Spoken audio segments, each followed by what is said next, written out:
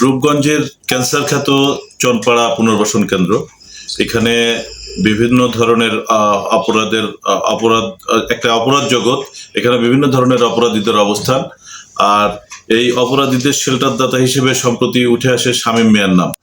এজন্য আমরা গত 5 তারিখে, এ মাসের 5 তারিখে আমরা শামীম মিয়াকে গ্রেপ্তারের জন্য একটা অভিযান পরিচালনা করি।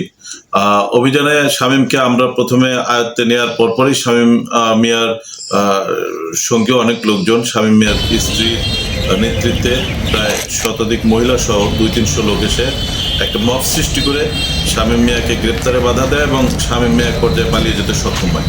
এই ঘটনায় আমরা শামীম মিয়ার স্ত্রী সহ 12 জনকে আটক করি এবং এই ঘটনায় একটা নিয়মিত মামলা হয়। আর এরপর থেকে শামীম মিয়া ওইখান থেকে পালিয়ে যেতে সক্ষম হলেও শামীম মিয়ার এই অপরাধের অন্যান্য সহযোগীদের সহ সে বাংলাদেশের বিভিন্ন এলাকায় ঘুরতে থাকে। আমরা তাকে অনুসরণ করতে থাকি। গতকালকে আমরা শামীম মিয়া সহ তার আরো 6 সহযোগী, সর্বমোট 7 জনকে আমরা কক্সবাজার সি বিচ এলাকা থেকে আমরা তাকে সহ তার আরো সঙ্গীয় 6 জন অপরাধীকে আমরা গ্রেপ্তার করি। আমাদের মূল উদ্দেশ্য চনপাড়াকে মাদকমুক্ত এবং সন্ত্রাসমুক্ত করা। এই শামীম মিয়া সহ তার যারা সঙ্গীয়, তার অপরাধের সহযোগী, তাদের প্রত্যেকের বিরুদ্ধে একাধিক মামলা রয়েছে এবং প্রত্যেকেই অপরাধ জগতের সদস্য বলে আমরা জানি। আর এই ঘটনায়, গত 5 তারিখের ঘটনায় আরো যারা পলাতক রয়েছে তাদের জন্য আমাদের গ্রেপ্তারের প্রক্রিয়া অব্যাহত আছে।